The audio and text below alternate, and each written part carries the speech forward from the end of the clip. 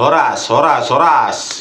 Liga Academy dari tepian Danau Toba yang indah. Oke, pada video kali ini kita akan membahas ya Hakim Agung bernama Ghazal Basaleh ya yang memutuskan menolak kasasi KM 50 yang juga didalami KPK dugaan gratifikasi ya Ghazal Basaleh ini, karena sebelumnya Ghazal Basaleh ini juga telah didakwa ya menerima $1.128.000 Singapura setara 13,3 miliar dan $181.100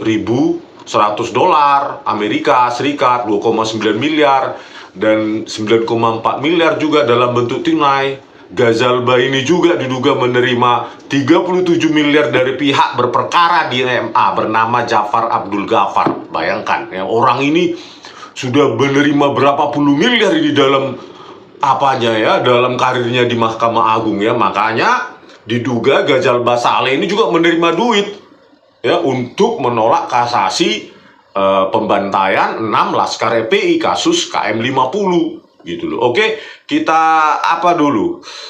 kuliti dulu bagaimana profil dari Hakim Ghazal Basaleh yang sudah divonis 10 tahun ini. Oke. Kita ambil dari Kompas. Dilansir dari laman Ikatan Hakim Indonesia, IKHI, Ghazal Basaleh merupakan lulusan S1 Fakultas Hukum Universitas Hasanuddin Makassar. Unhas ya. Dia kemudian melanjutkan pendidikan magister dan doktor jurusan ilmu hukum di Universitas Padjadjaran Bandung. Ghazal Basaleh mengikuti seleksi calon hakim agung pada Agustus 2017. Pada sesi wawancara seperti dikutip dari laman Komisi Yudisial, ia menegaskan pentingnya hakim menggali nilai-nilai keadilan substantif. Kurang lebih begini kutipannya. Keadilan substantif adalah keadilan yang sebenarnya, keadilan hakiki yang benar-benar mengacu pada bukti-bukti dan fakta pada persidangan, kata dia.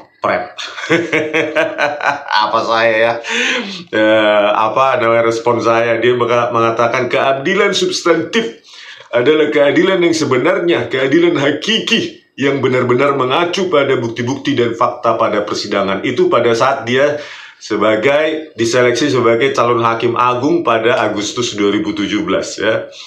Ya, saya masih sedikit ya mempelajari kasus KM 50, tapi banyak sekali yang janggal ya.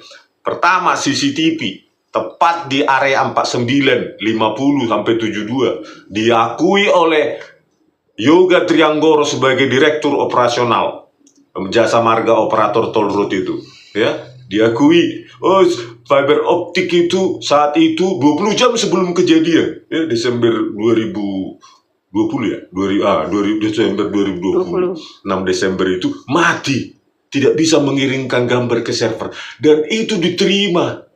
Fakta apa itu ya? Kalau mengacu pada saat dia sebagai mengikuti seleksi calon hakim agung Agustus 2017, coba diterima aja begitu saja ya. Akhirnya apa ya, kejar-kejaran yang diakui oleh terdakwa Yusmin Ohorela dan Fikri Ramadan Tawainela ya, pengejaran itu kan cuma fiktif, narasi dia saja, tidak ada pembuktian dari tangkapan layar di CCTV, karena sudah diterima bahwa CCTV itu mati katanya, fiber optiknya gangguan. Berikut juga dengan rest area KM 50 langsung dibongkar, diratakan dengan tanah. Bayangkan, TKP kunci. Harusnya kan dia kalau hakim yang benar memerintahkan, jangan dulu diapa-apa itu karena itu TKP kunci. Kan dia tinggal memerintahkan. Ya, banyak lagi kejanggalan-kejanggalan yang akan kita bongkar, itu sedikit sekilas ya. Oke, lanjut. Pada 7 November 2017, Ketua MA, M. Hatta Ali pun mengelantik dan mengambil sumpah Ghazal Basaleh sebagai Hakim Agung untuk Kamar Pidana.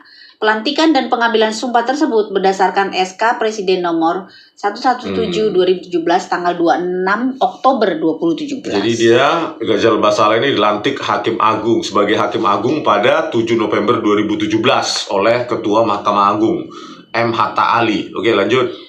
Sebelum menjadi Hakim Agung, Ghazal Basaleh tercatat pernah menjadi Hakim ad hoc di Pengadilan Tinggi Pidana Korupsi Tipikor pada Pengadilan Negeri Bandung. Jadi dia sebelumnya Hakim Tipikor di Pengadilan Negeri Bandung. Oke, terus? Dia juga pernah menyunat hukuman Edi Prabowo. Mantan menteri itu ya, Kelautan dan Perikanan.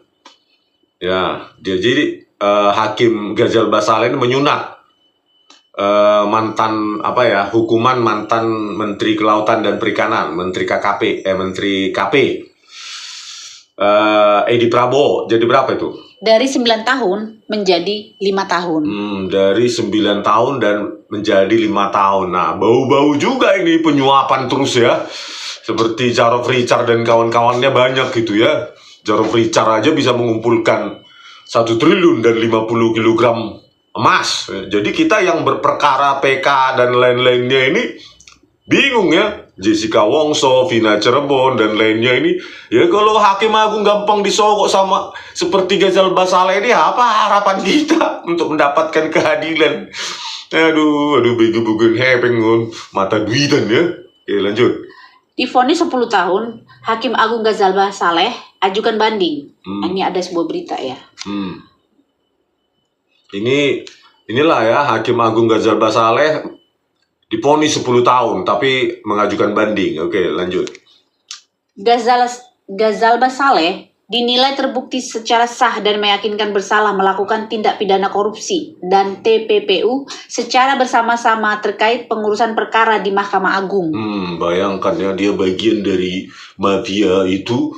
Ya, bayangkan Hakim Agung harusnya ya menggunakan kata agung, tapi justru dia main di belakang untuk mengurus perkara di Mahkamah Agung. Luar biasa. Terus di bawahnya, Ghazalba dinilai terbukti menerima uang dari sejumlah pihak yang bertentangan dengan jabatannya secara bersama-sama dengan pihak lain. Selain itu, Ghazalba juga dinyatakan terbukti melakukan tindak pidana pencucian uang sebagaimana dakwaan kedua dari jaksa KPK. Dalam perkara ini, Ghazal Basaleh didakwa menerima gratifikasi dan melakukan TPPU sebesar 62,8 miliar terkait pengurusan perkara di Mahkamah Agung. Jadi Ghazal Basaleh ini ada 2 ya, menerima sogokan, suap atau gratifikasi, berikutnya uangnya itu dicuci gitu ya ke tempat lain. Makanya dia dikenakan pasal TPPU ya, pencucian uang, totalnya 62,8 miliar ya.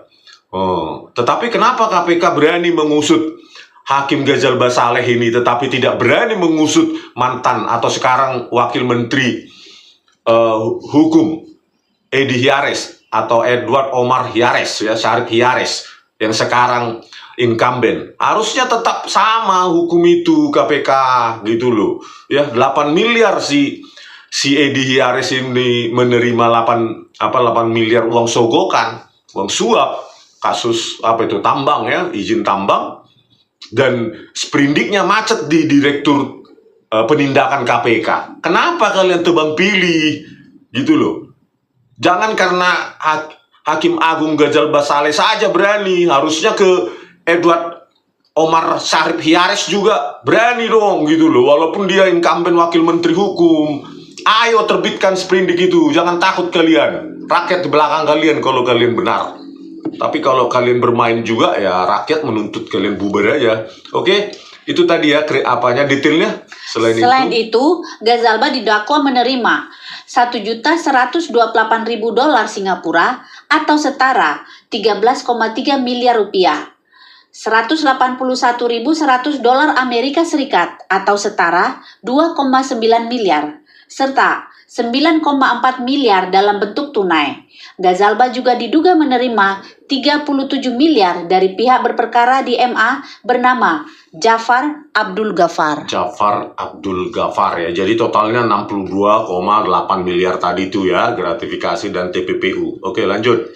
Dugaan gratifikasi Ghazal Basaleh pada putusan kasasi KM 50 didalami KPK.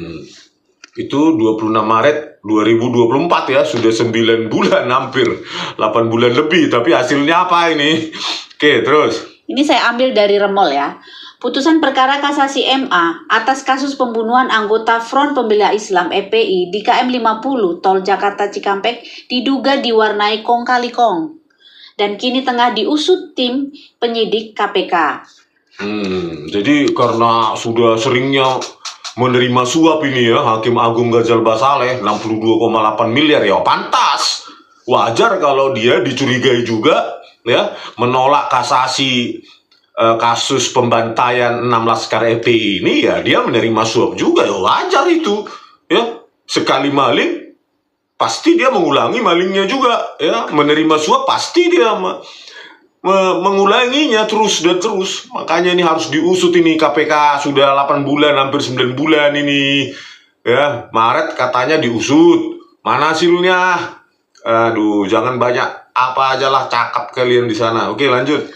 Temuan itu menjadi salah satu materi pemeriksaan yang didalami tim penyidik saat memeriksa para hakim agung yang mengadili perkara kasasi kasus KM 50, yakni Desnayeti dan Yohanes Priyana, terkait dugaan penerimaan gratifikasi dan tindak pidana pencucian uang TPPU Hakim Agung nonaktif Ghazal Basaleh. Nah, jadi di kasasi itu kan ketua majelisnya adalah Hakim Agung Desnayeti, anggotanya Yohanes Priyana dan Ghazal Basaleh ya. Nah, Desnayeti ini menerima kasasi itu ya, bahwa itu pembunuhan gitu loh, karena tidak masuk akal pembelaan diri tapi kok bisa sampai 4 kali ditembak di dada kiri ya. Aduh, itu kan masuk akal gitu loh. Sementara Yohanes Priyana ini menolak kasasi tersebut, dan Ghazal Basaleh, Yohanes Priyana ini juga menurut saya perlu diperiksa juga oleh KPK. Apakah ada uang masuk, gratifikasi atau suap itu, kan begitu. Karena melawan akal sehat menurut saya. Cuma logika kecil sedikit aja harusnya kan bisa itu ya, memutuskan perkara itu. Oke, lanjut. Tim penyidik telah selesai memeriksa saksi-saksi Desnayeti dan Yohanes Priyana, kata orang KPK kepada wartawan, Selasa siang 26 Maret 2024. Kedua saksi itu dicecar soal musyawarah pengambilan keputusan perkara KM 50. Sebelumnya, MA menolak kasasi yang diajukan JPU kasus pembunuhan anggota FPI di KM 50, Tol Jakarta Cikampek Japek. Dua polisi yang menjadi terdakwa, Bribtu Fikri Ramadan dan Ibda M. Yusmin Ohurela, tetap lepas seperti putusan pengadilan sebelumnya. Jadi inilah ya, katanya sudah diperiksa dan dicecar soal musyawarah pengambilan keputusan perkara KM 50 oleh KPK. Terus hasilnya apa?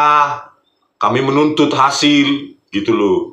KPK harus mengumumkan hasilnya apa kepada publik ya, jangan main belakang lagi seperti kasus-kasus suap di Mahkamah Agung ya, Jarod Richard dan Jafar Abdul Ghaffar tadi ya.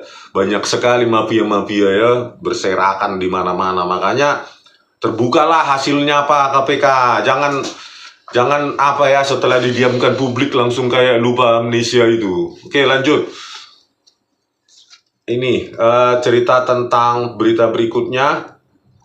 Eksepsi Ghazal Basaleh ini dikabulkan. Isi eksepsi Ghazal Basaleh yang dikabulkan Hakim Tipikor hingga bebas. Ini beritanya diturunkan CNN Selasa 28 Mei 2024. Tadi masuk Mei. Maret, ini Mei, jadi Mei hanya 2 bulan ya. Vonis bebas.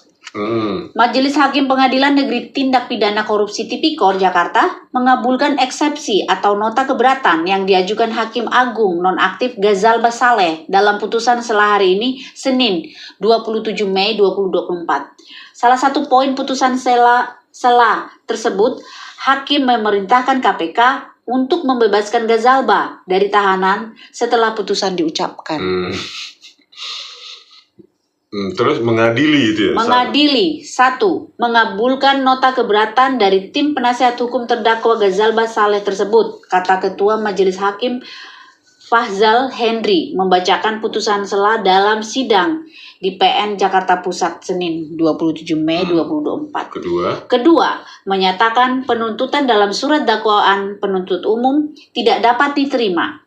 Ketiga, memerintahkan terdakwa Ghazal Basaleh dibebaskan dari tahanan segera setelah putusan ini diucapkan. Jadi divonis bebas ya oleh PN Jakarta Pusat. Hakimnya bernama Fahzal Henry, ketua majelisnya itu ya.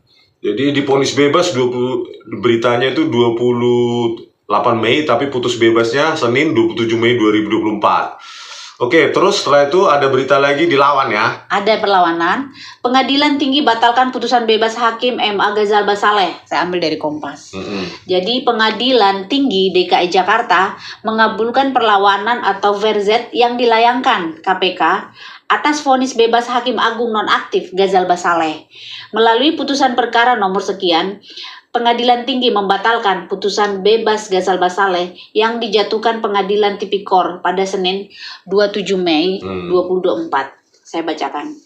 Membatalkan putusan Pengadilan Tindak Pidana Korupsi pada Pengadilan Negeri Jakarta Pusat nomor 43/PIT sus garis TPK _2024 Jakarta Pusat tanggal 27 Mei 2024 yang dimintakan banding perlawanan tersebut, kata Ketua Majelis Hakim Subakran Hardi Mulyono dalam sidang di ruang utama Pengadilan Tinggi DKI Jakarta Senin 24 Juni 2024. Nah, kita bersyukur lah ya masih ada Ketua Majelis Hakim ya bernama Subakran Hardi Mulyono yang masih menggunakan akal sehatnya ya, kewarasannya untuk memutuskan perkara. Bayangkan kalau si penerima gratifikasi ini ya, penerima suap dan TPPU ya, mencuci uang hasil suap tersebut ya, Hakim Agung nonaktif Ghazal Basaleh ini bebas. Bayangkan potret hukum di Indonesia ini ya. Hakim-hakim agung yang menerima suap akan semakin menyala dia untuk menerima suap ya, makin girang gembira dia menerima suap karena ya ujung-ujungnya nanti bebas kan gitu.